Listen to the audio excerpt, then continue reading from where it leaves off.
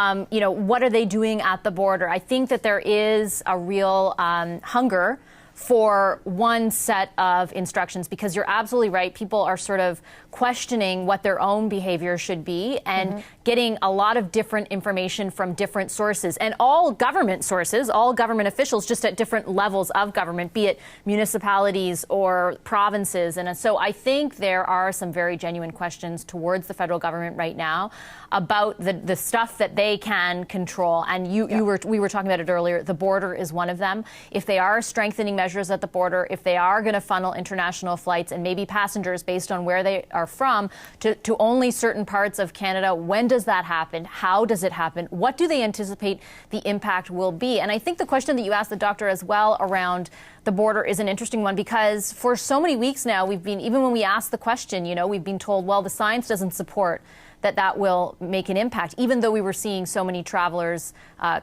so many people diagnosed with having the virus as having traveled. And I'm not a scientist. I don't, I read as much as I can, but I don't know the answer to that. And now it looks like, at least from what I'm hearing, especially around the cabinet table, there is a shift. There is sort of an acknowledgement that people are worried about those who have traveled, as we were talking about earlier, especially from the U.S., but also Europe. And the attitude seems to be like, let's do anything we can to mitigate that.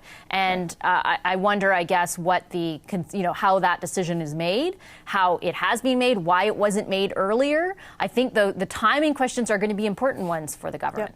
Yeah, and you're quite right. There's lots of people asking questions already without us, fully understanding how this is going to play out. And it's certainly important for the government to try and explain how it's reached those decisions. It's been leaning very heavily on the advice it gets from public health. I would expect this is no different. But when you're making decisions, not unlike just the civil service today, everyone was told work from home. Well, part of the reason why that decision was made so late was because there are actual consequences to that happening. If you have casual workers or what have you, it's possible they don't get work anymore if there aren't measures in place. So all of these decisions have these domino effects. And while you're working to contain or mitigate the virus, you have to think about all the things that could topple over at the same time. And I think that's what has been difficult, I would imagine, around the cabinet table. I would say the other thing too, Vashi, that I think, people may be getting, a little confused or frustrated with is the split of jurisdictions, which, is a lovely feature in this country, but sometimes can make it a little confusing, because you saw, for instance, Ontario move to shut down schools very quickly. Alberta only just did it. These are all obviously provincial jurisdictions, and they have the power to make those decisions with their own provincial public health officers. And that's why you're seeing a lot of that different kind of messaging across the country as well. But certainly the federal government has a leadership role to play in what it's telling Canadians and what it's signaling to Canadians about how they should behave. Yeah, and does it become sort of less voluntary, more instructive, more directive? I think that is also a sort of a cause of, if I could say, self-doubt for a lot of people. Well, they're saying that's their advice, but what does that necessarily mean to me? And what does it mean to an airline company or insurance or that sort of thing? And I think you're right about the jurisdictional stuff. And I'd take it even a step further. It's not just provinces and federal government, but the municipalities too. They all have their own public health structures. So a lot of the advice we're getting based on those public health officials, as I was mentioning before, kind of differs. So you've got Ottawa Public Health really saying stay inside. You've got Ontario Public Health saying we're not at the point where we're going to close down any businesses. Will that end up being something that the federal government weighs in on? It's kind of unclear at this point. And also I think it's hard to know, and maybe it is for them too, but what's the marker? So at what point does it become instructive to say you've got to close things down, or we need to declare this state of emergency? Who can even declare that, and what becomes available to them? I think there are just so many unanswered questions, and the end result is you have a lot of Canadians who are unclear about exactly what actions they are to take. Yeah, and it's an anxious time anyway. So if you're struggling to make decisions around your own health and your family's health, that makes it a lot harder. I should point out that we are being told, and I would say only being told, that we are 5 minutes away from the Prime Minister coming out to speak to Canadians. This is not a result of the self-isolation that the Prime Ministers, all Prime Ministers, I would say, tend to be a little tardy, and that is because they are probably finalizing what they're going to say and how they're going to respond to some of these key questions that we've been talking about. As the government over the past 7 days, 5 days, has really ramped up significantly the way it's addressing the outbreak, both from a public health perspective and an economic perspective. Extraordinary times that we are in. This is, and this is partly why it is so difficult to for all of us to understand the decisions and the decision making here, is that this is really an unprecedented time for the country and the world in many ways, as the government looks for ways to respond that make sense right now. I'm going to go quickly to Megan Fitzpatrick, who's at Toronto's Pearson Airport, knowing that I might cut you off at any time, Megan. Are there no problem. We can't see you because we're looking at a door, but are there people there? And I only have about a minute, so I'll just get you to do it quickly. Yeah, it seems like there might be some flights coming in now, Rosemary, because there are a few more people here in the arrivals terminal waiting for their loved ones to arrive than there were when we talked a few minutes ago. Okay, Megan, I'm sorry, I'm going to cut you off. So I'm going to cut you off. Here's the Prime Minister, because we've been waiting for him. Let's bring him to everybody live right now. Hello, everyone. Bonjour tout le monde. Over the past few days, we've seen COVID-19 spread around the world at an even faster pace. Canada is no exception. From the very beginning of the outbreak, our government took necessary measures to protect your health and safety. We've based our response on science and evidence, on input from our world-class health professionals and authorities. We continue to base our response on keeping Canadians as protected and as supported as possible. We assured you that as the situation evolved, our response would evolve too. As the virus continues its spread, we've decided to take increasingly aggressive steps to keep you and your family safe. D'abord, First of all, we will be closing our borders to people who are not citizens or permanent residents of Canada. This measure provides for certain exceptions, particularly for crew members, diplomats, and people whose immediate and members of their immediate family. First, we will be denying entry to Canada to people who are not Canadian citizens or permanent residents. This measure will carve out some designated exceptions, including for air crews, diplomats, immediate family members of Canadian citizens, and, at this time, U.S. citizens. Deuxièmement, Second, airlines will receive the formal order to ban all travelers presenting symptoms from getting on an airplane. Airlines will do a basic assessment of each passenger's health based on the recommendations of the Public Health Agency of Canada. So that means that any individual with symptoms will not be able to enter Canada. I know that this is news that will concern many Canadians who are abroad. I can assure you that our government will continue to support you. To help Canadians who are asymptomatic to return to Canada, we will introduce an assistance program for Canadians abroad. Canadian travelers will be able to receive funding to help them return to Canada or cover essential costs while waiting to return to the country. Air operators will be formally mandated to prevent all travelers who present symptoms of COVID-19 to board a plane. Air operators will be required to complete a basic health assessment of every air traveler based on guidance from the Public Health Agency of Canada. This means that anyone who has symptoms will not be able to come to Canada. I know this news will spark concern among Canadians traveling abroad. I want to assure you that our government will not leave you unsupported. To help asymptomatic Canadians return home, our government will set up a support program for Canadians who need to get on a plane. Canadian travelers will be able to get financial assistance to help them with the costs of returning home or temporarily covering their basic needs while they wait to come back to Canada. Troisièmement, Third, starting on Wednesday, March 18th, only 4 Canadian airports will receive international flights. Pearson in Toronto, Montreal Trudeau, the International Vancouver Airport, and the Calgary International Airport. For the time being, domestic flights, as well as flights from the United States, Mexico, Saint-Pierre-Miquelon, and the Caribbean will not be affected by this measure.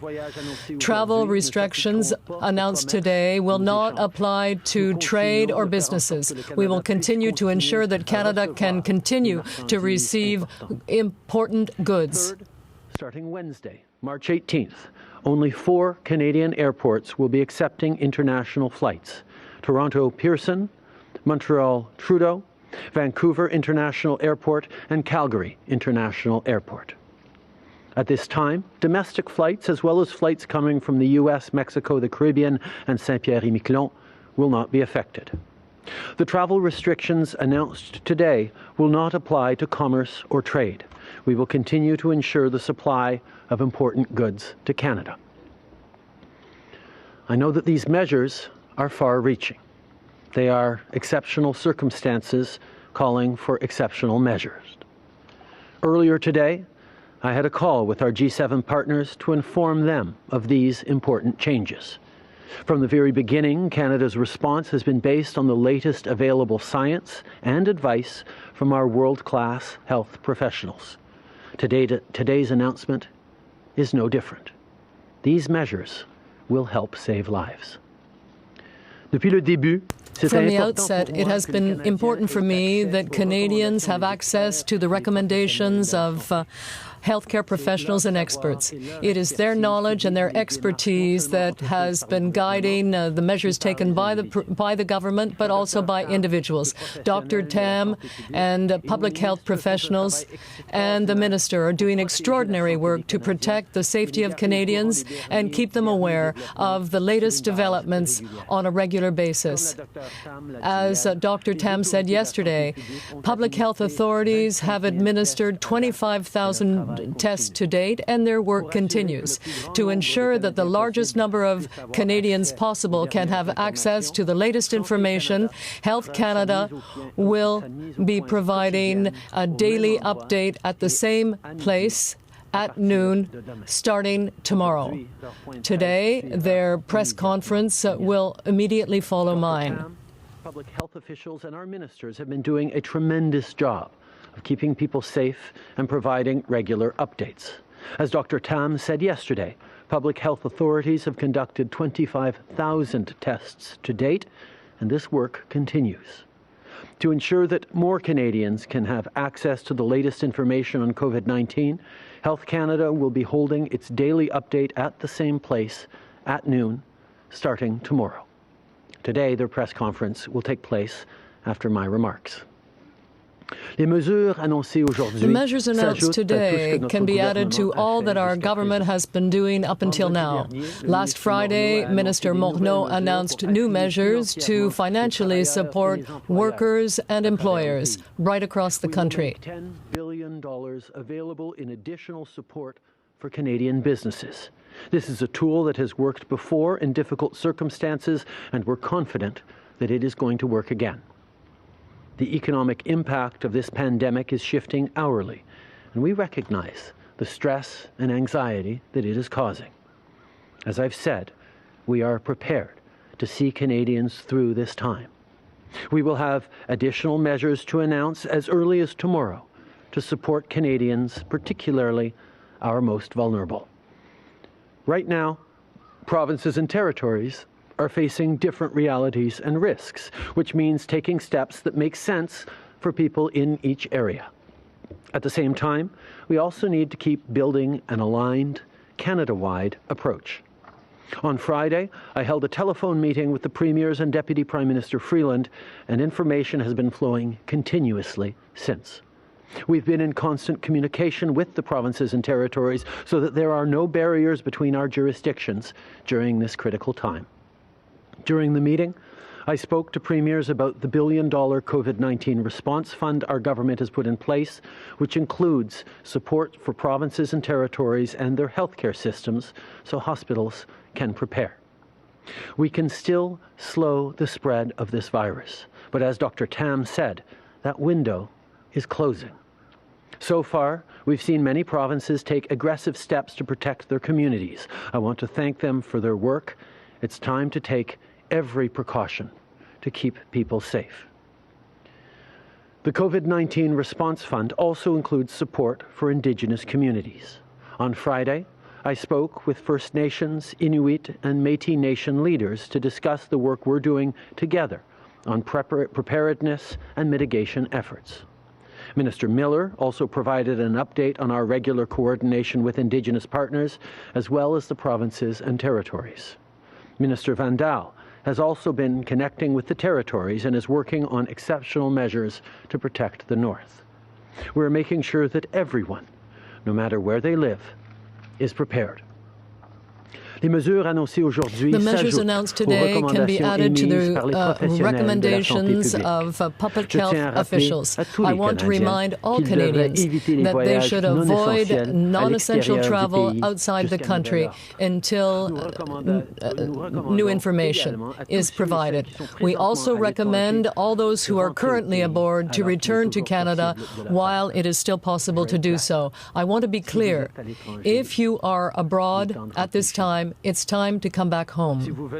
If you have just returned, you must self-isolate for 14 days. And finally, all Canadians should stay home.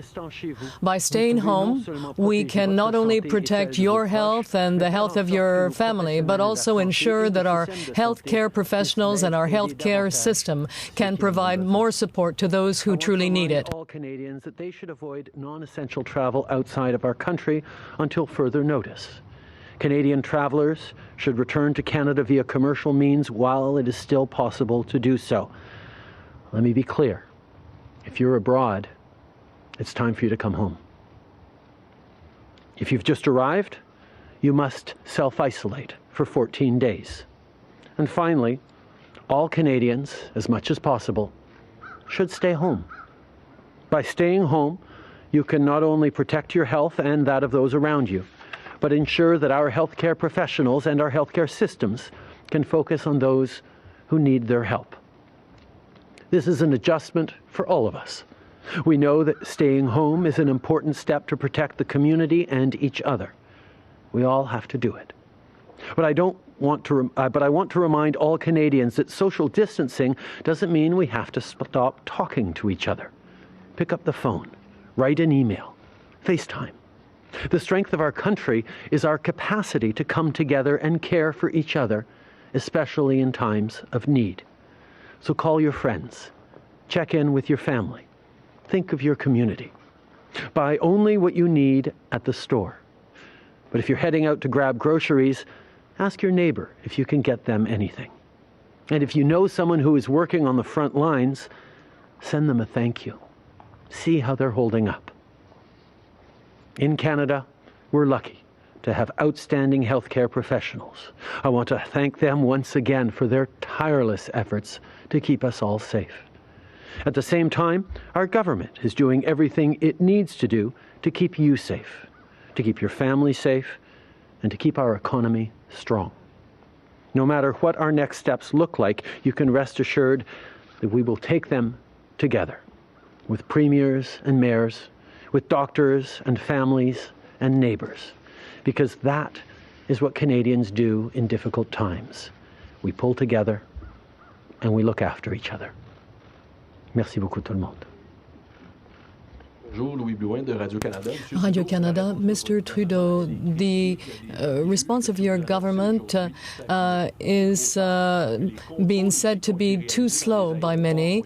Particularly, they're saying that there were lax measures in airports. Are you taking any responsibility for what your government has done? Well, we understand that the situation is evolving very quickly. We have taken significant measures in recent days, and we will continue to do so as of today.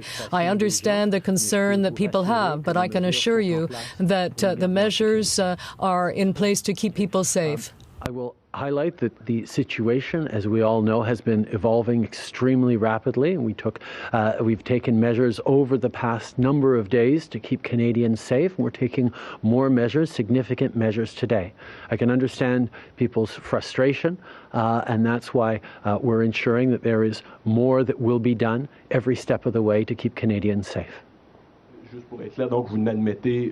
So you don't think you've made any mistakes thus far? Well, there are certainly things we have to do, and we will continue to do more every day. Now, with respect to the United States, why not include the United States? So what's part of that equation? We are very closely coordinating our operations with the United States. In recent days, I've spoken several times to President Trump. We recognize the integration of our two countries, and that demands a particular level of coordination over the next steps, and that is what is happening. Prime Minister, you've been telling us for several weeks now that a travel ban was not required, that it wasn't helpful. What changed your mind overnight, and do you regret not acting sooner to take this step that's taken by other jurisdictions, other countries?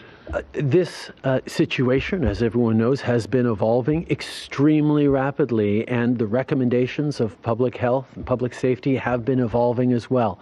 At every step, we've taken the best advice of our public health officials, and now is the time to take this particular step. It is a significant step. It is a step that we take in exceptional circumstances, but it is the right step to be taking today. Another brutal day on the stock markets this morning.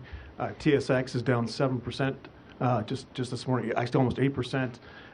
What is your message to Canadians who are seeing their retirement savings being wiped away, and especially those who are thinking of retiring in the near future? Our focus right now is on ensuring that Canadians who are staying home from work have enough money to be able to buy groceries and pay their rent. These are measures that we will be moving forward with in the coming days to ensure that people can keep themselves and their loved ones safe and healthy. We will, of course, be moving towards supporting businesses, as we already have, with significant access to credit of $10 billion and other measures to ensure that in the short term we are able to continue to support each other. In the medium term and then into the long term, we will need to invest significant amounts to restore people's confidence in the economy, to restore the kind of growth that is going to ensure a better future for all Canadians, and we will do those things as we need. Just in the same vein, we know that there are announcements coming about help for families, but can you tell the families who need help when they will be able to receive it? Well, we will be making money available to families, the most vulnerable ones, in the coming days. We understand that there are many people out there who are very worried about their ability to feed their family or pay their rent. So these are concrete concerns, particularly among people who do not have employment insurance and hold vulnerable jobs or part-time jobs. And that's why we will be making announcements in the coming days that will show that these people will receive the necessary money to come through this period. When will people get that money? We'll be announcing that in the coming days.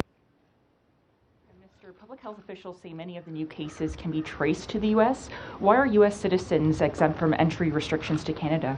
We have been collaborating very closely with the United States, coordinating various measures that we've taken together.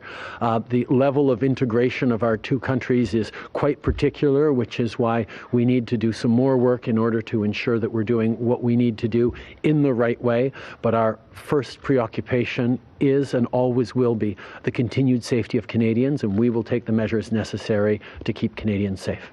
But then why are U.S. citizens being allowed into Canada? What does this mean for the U.S. border? Is it going to be closed at all?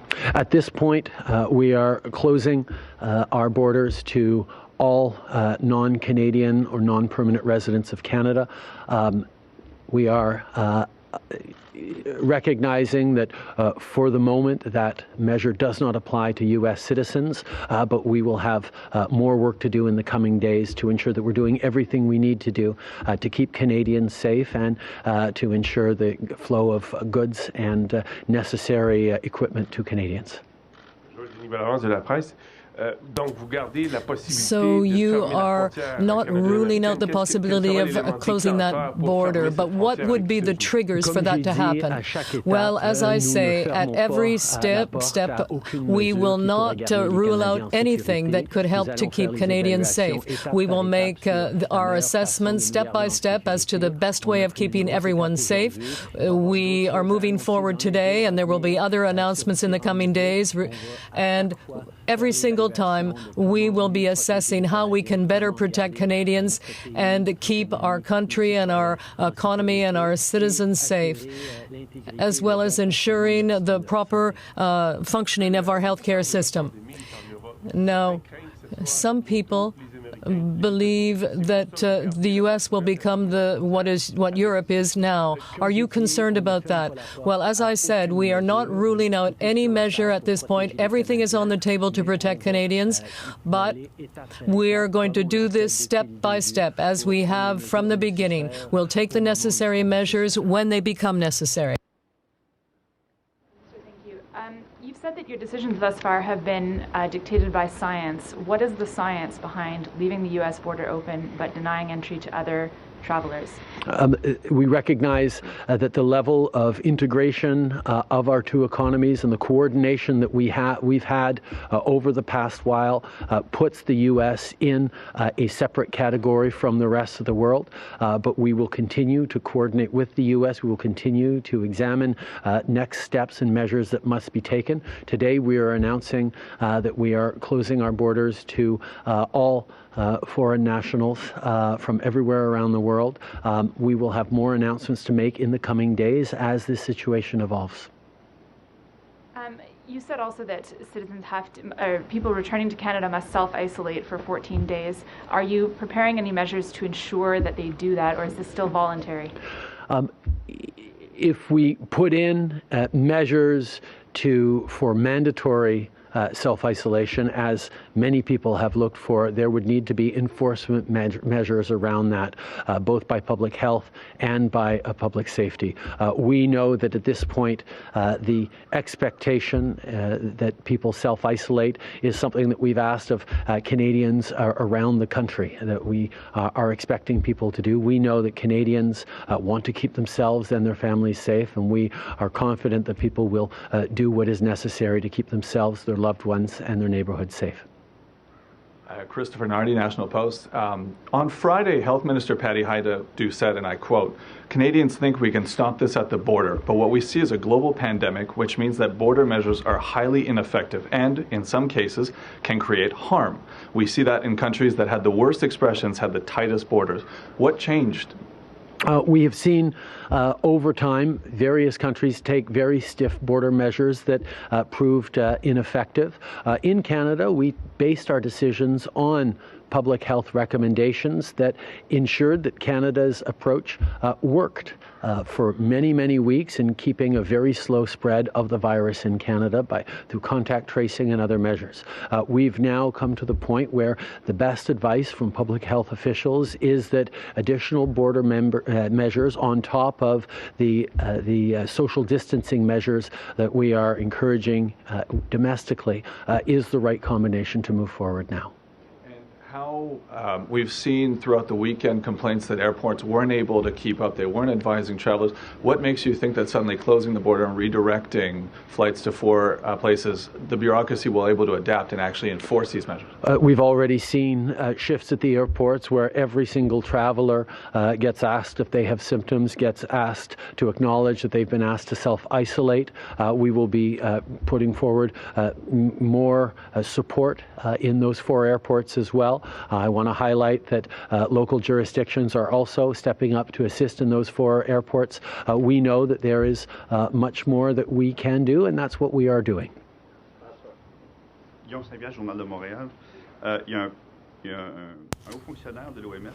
There is a senior WHO official who said the problem in society is that people are afraid of making a mistake and the consequences that could have for them. Does that apply to you? No, on the contrary, at every single step we have taken the necessary measures recommended by the best possible experts to keep Canadians safe. And that's one of the reasons why, from the very beginning of this virus crisis, we have seen measures working in Canada. We are on a trajectory that is